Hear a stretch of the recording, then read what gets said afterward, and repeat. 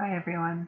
In this video, I'm going to be continuing the book of Matthew. I'm reading from the Holy Bible, the King James Version, and I'm picking up where I left off on chapter 25 of the book of Matthew, where Jesus is still speaking in parables. And it goes like this. Then shall the kingdom of heaven be likened unto 10 virgins, which took their lamps and went forth to meet the bridegroom. And 5 of them were wise, and 5 were foolish. They that were foolish took their lamps, and took no oil with them: but the wise took oil in their vessels with their lamps. While the bridegroom tarried, they all slumbered and slept. And at midnight there was a cry made, Behold, the bridegroom cometh, go ye out to meet him. Then all those virgins arose, and trimmed their lamps. And the foolish said unto the wise, Give us your oil, for our lamps are gone out. But the wise answered, saying, Not so, lest there be not enough for us and you: but go ye rather to them that sell, and buy for yourselves. And while they went to buy, the bridegroom came, and they that were ready went in with him to the marriage, and the door was shut. Afterward came also the other virgins, saying, Lord, Lord, open to us. But he answered and said, Verily I say unto you, I know you not. Watch therefore, for ye know neither the day nor the hour wherein the Son of Man cometh. For the kingdom of heaven is as a man travelling into a far country, who called his own servants, and delivered unto them his goods. And unto one he gave 5 talents, to another 2, and to another 1, to every man according to his several ability, and straightway took his journey. Then he that had received the 5 talents went and traded with the same, and made them other 5 talents. And likewise he that had received 2, he also gained another 2. But he that had received 1 went and digged in the earth, and laid his lord's money. After a long time the lord of those servants cometh, and reckoneth with them. And so he that had received 5 talents came and brought other 5 talents, saying, Lord, thou deliveredst unto me 5 talents: behold, I have gained beside them 5 talents more. His lord said unto him, Well done, thou good and faithful servant: thou hast been faithful over a few things, I will make thee ruler over many things: enter thou into the joy of the Lord. He also that had received 2 talents came and said, Lord, thou deliveredst unto me 2 talents: behold, I have gained 2 other talents beside them. His lord said unto him, Well done, good and faithful servant: thou hast been faithful over a few things, I will make thee ruler over many things: enter thou into the joy of thy Lord. Then he which had received the 1 talent came and said, Lord, I knew thee that thou art an hard man, reaping where thou hast not sown, and gathering where thou hast not strawed. And I was afraid, and went and hid thy talent in the earth. Lo, there thou hast that is thine.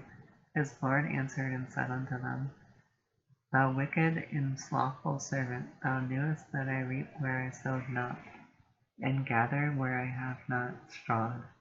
Thou oughtest therefore to have put my money to the exchangers, and then at my coming I should have received mine own with usury. Take therefore the talent from him, and give it unto him which hath 10 talents. For unto every one that hath shall be given, and he shall have abundance: but from him that hath not shall be taken away even that which he hath. So the first parable was talking about 10 virgins, and 5 of them were responsible and planned ahead of time for whatever could happen, and the other 5 weren't responsible at all, and they didn't plan ahead. And when it was time for the wedding, they weren't ready, they weren't there, and so they were left abandoned. It's kind of like people waiting for heaven, right?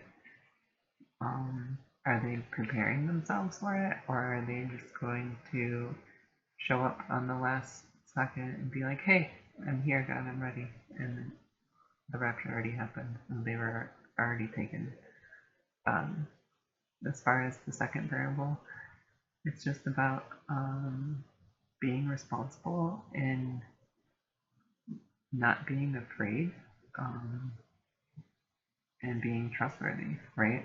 So all 3 men were trustworthy in a way, but 2 of them took something and made something from what they were given, and the third one was just very scared and he didn't know what to do, so he just buried it. Whether he didn't reach out for help, he didn't think about it, he just buried it in the sand, and it turns out he loses everything because he wasn't responsible for it. So, and cast ye the unprofitable servant into outer darkness, there shall be weeping and gnashing of teeth. When the Son of Man shall come in his glory, and all the holy angels with him, then shall he sit upon the throne of his glory. And before him shall be gathered all nations, and he shall separate them one from another, as a shepherd divideth his sheep from the goats. And he shall set the sheep on his right hand, but the goats on the left. Then shall the king say unto them on his right hand, Come, ye blessed of my Father, inherit the kingdom prepared for you from the foundation of the world. For I was an hungered, and ye gave me meat. I was thirsty, and ye gave me drink. I was a stranger, and ye took me in. Naked, and ye clothed me. I was sick, and ye visited me. I was in prison, and ye came unto me. Then shall the righteous answer him, saying, Lord, when saw we thee an hungered and fed, or thirsty and gave thee drink? When saw we thee a stranger and took thee in, or naked and clothed thee? Or when saw we thee sick, or in prison, and came unto thee? And the king shall answer and say unto them, Verily I say unto you, inasmuch as ye have done it unto one of the least of these my brethren, ye have done it unto me. Then shall he say also unto them on the left hand, Depart from me, ye cursed, into everlasting fire, prepared for the devil and his angels. For I was an hungered, and ye gave me no meat. I was thirsty, and ye gave me no drink. I was a stranger, and ye took me not in. Naked, and ye clothed me not. Sick, and in prison, and ye visited me not. Then shall they also answer him, saying, Lord, when saw we thee an hungered, or athirst, or a stranger, or naked, or sick, or in prison, and did not minister unto thee? Then shall he answer them, saying, Verily I say unto you, inasmuch as ye did it not to one of the least of these, ye did it not to me. And these shall go away into everlasting punishment, but the righteous into life eternal. And so that is just Jesus' way of explaining how the kingdom of heaven works, right? And that you're supposed to always try your best and help out and do good. For if you gave food to the poor and the hungry in the streets, then that's good for you. If you gave to a stranger and not expected anything in return, then good for you. If you clothed those that were naked and are out there in the streets and they need to be clothed and sheltered and nourished, and or if they're sick, they need to be healed and attended to, if you did that for those people on earth, then God would want you in his kingdom, right? Because there's people out there that only want to do things if they're seen on camera or if they get something out of it. And Jesus is saying those people are on the left, and the people who just help people out of the kindness of their heart are on the right. And so with that, I'm going to dive into chapter 26 of Matthew, which is kind of long. So if you made it this far, thanks for watching. And it came to pass, when Jesus had finished all these sayings, he said unto his disciples, Ye know that after 2 days is the feast of the Passover, and the Son of Man is betrayed to be crucified. Then assembled together the chief priests and the scribes and the elders of the people unto the palace of the high priest, who was called Caiaphas, and consulted that they might take Jesus by subtlety and kill him. But they said, Not on the feast day, lest there be an uproar among the people. Now when Jesus was in Bethany, in the house of Simon the leper, there came unto him a woman having an alabaster box of very precious ointment, and poured it on his head as he sat at meat. But when his disciples saw it, they had indignation, saying, To what purpose is this waste? For this ointment might have been sold for much and given to the poor. When Jesus understood it, he said unto them, Why trouble ye the woman? For she hath wrought a good work upon me. For ye have the power always with you, but me ye have not always. Or sorry, for ye have the poor always with you, but me ye have not always. So he's talking about how there's always going to be poor people that they can help with their money, but there's only going to be Jesus for so long because he has this destiny to be crucified on the cross, right, for everybody. For in that she hath poured this ointment on my body, she did it for my burial. Verily I say unto you, wheresoever this gospel shall be preached in the whole world, there shall also this, that this woman hath done, be told for a memorial of her. And it came true, right? We're reading about it today. And this happened when Jesus was around, like 2,000 years ago. So it is a constant memorial of her. Then one of the 12, called Judas Iscariot, went in unto the chief priests, and said unto them, What will ye give me, and I will deliver him unto you? And they covenanted with him for 30 pieces of silver. And from that time he saw opportunity to betray him. So that's Judas Iscariot, who is the one who betrays Jesus. Now the first day of the feast of unleavened bread, the disciples came to Jesus, saying unto him, Where wilt thou that we prepare for thee to eat the Passover? And he said, Go unto the city to such a man, and say unto him, The Master saith, My time is at hand. I will keep the Passover at thy house with my disciples. And the disciples did as Jesus had appointed them, and they made ready the Passover. Now when the even was come, he sat down with the 12. And as they did eat, he said, Verily I say unto you, that one of you shall betray me. And they were exceeding sorrowful, and began every one of them to say unto him, Lord, is it I? And he answered and said, He that dippeth his hand with me in the dish, the same shall betray me. The Son of Man goeth as it is written of him, but woe unto that man by whom the Son of Man is betrayed. It had been good for that man if he had not been born. Then Judas, which betrayed him, answered and said, Master, is it I? He said unto him, Thou hast said. And as they were eating, Jesus took bread, and blessed it, and brake it, and gave it to the disciples, and said, Take, eat, this is my body. And he took the cup, and gave thanks, and gave it to them, saying, Drink ye all of it. For this is my blood of the New Testament, which is shed for many for the remission of sins. But I say unto you, I will not drink henceforth of this fruit of the vine until the day when I drink it new with you in my Father's kingdom. And when they had sung an hymn, they went out unto the Mount of Olives.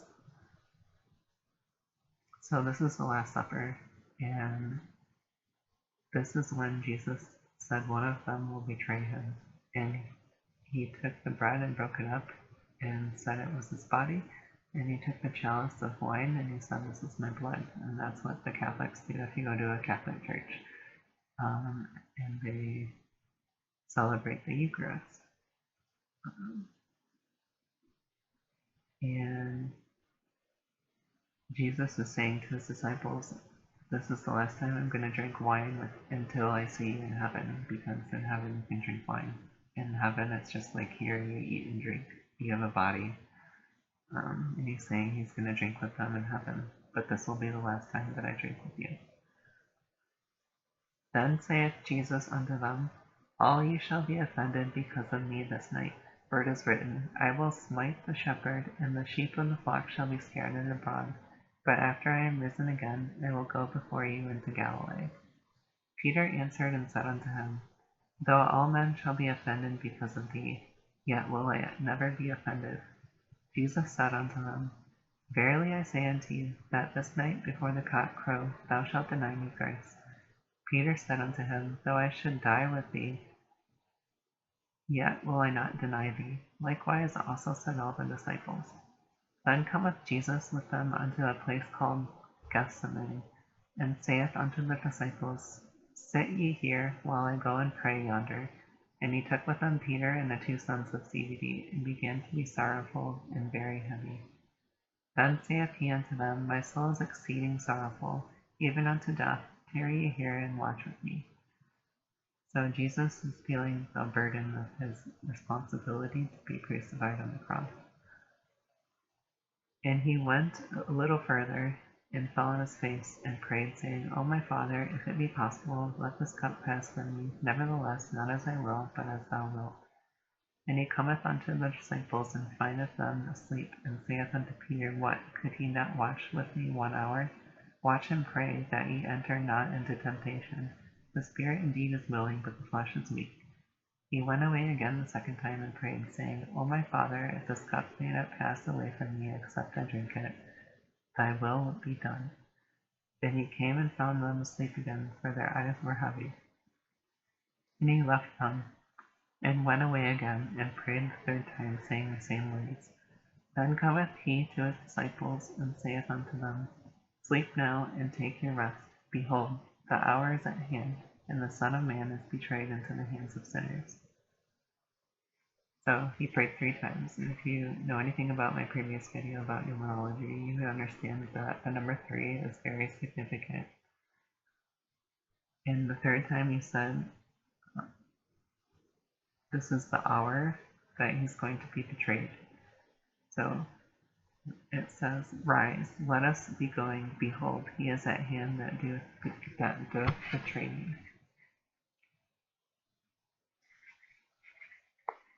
And while he yet spake, lo, Judas, one of the 12, came, and with him a great multitude, with swords and staves, from the chief priests and elders of the people. Now he that betrayed him gave him the sign, saying, Whosoever I shall kiss, the same is he, hold him fast. And forthwith he came to Jesus, and said, Hail, Master, and kissed him. And Jesus said unto him, Friend, wherefore art thou come? Then came they, and laid hands on Jesus, and took him. And behold, one of them which were with Jesus stretched out his hand, and drew his sword, and struck a servant of the high priest, and smote off his ear. Then said Jesus unto him, Put up again thy sword into his place, for all they that take the sword shall perish with the sword. Thinkest thou that I cannot now pray to my Father, and he shall presently give me more than 12 legions of angels? But how then shall the scriptures be fulfilled, that thus it must be? In that same hour said Jesus to the multitudes, Are ye come out as against a thief with swords and staves for to take me? I sat daily with thee teaching in the temple, and ye laid no hold on me. So he's saying Jesus was here teaching people and healing people, and nobody cared or did anything, but now they're bringing weapons and they're taking him away. But all this was done, that the scriptures of the prophets might be fulfilled. Then all the disciples forsook him, and fled. And they that had laid hold on Jesus led him away to Caiaphas the high priest, where the scribes and the elders were assembled. But Peter followed him afar off unto the high priest's palace, and went in, and sat with the servants to see the end. Now the chief priests and elders and all the council sought false witness against Jesus, to put him to death, but found none. Yea, though many false witnesses came, yet found they none. At the last came 2 false witnesses, and said, This fellow said, I am able to destroy the temple of God, and to build it in 3 days. And the high priest arose and said unto him, Answerest thou nothing? What is it which these witness against thee? But Jesus held his peace. And the high priest answered and said unto him, I adjure thee, by the living God, that thou tellest whether thou be the Christ, the Son of God. So Jesus sat silent until this point. He did not answer any of their questions. Jesus saith unto him, Thou hast said, Nevertheless I say unto you, hereafter shall ye see the Son of Man sitting on the right hand of power, and coming in the clouds of heaven. Then the high priest rent his clothes, saying, He hath spoken blasphemy. What further need have we of witnesses? Behold, now ye have heard his blasphemy. What think ye? They answered and said, He is guilty of death. So they're considering him blaspheming because he's the Son of God. And his existence is just a blasphemy. It's kind of like me. If I go in and tell people that I'm the daughter of God, they're like, oh, that's blasphemy. And I think it's just funny. It's definitely not blasphemy, but it's funny. Then did they spit in his face and buffeted him, and others smote him with the palms of their hands, saying, Prophesy unto us, thou Christ, who is he that smote thee? Now Peter sat without in the palace, and a damsel came unto him, saying, Thou also wast with Jesus of Galilee. But he denied it before them, saying, I know not what thou sayest. And when he was gone out into the porch, another maid saw him, and said unto them that were there, This fellow was also with Jesus of Nazareth. And again he denied with an oath, I do not know the man. And after a while came unto him they that stood by, and said to Peter, Surely thou also art one of them, for thy speech bewrayeth thee. So it's the third time again, and the number 3 is popping up again. Then began he to curse and to swear, saying, I know not the man. And immediately the cock crowed. And Peter remembered the word of Jesus, which said unto him, Before the cock crow, thou shalt deny me thrice. And he went out and wept bitterly. And that was Peter, who loved Jesus probably more than all of them, and he denied him 3 times the night that he was taken captive. And so Jesus would reference earlier in this that angels could come and save him. God can stop this from happening, but this is happening because it's supposed to happen. And it's according to God's will.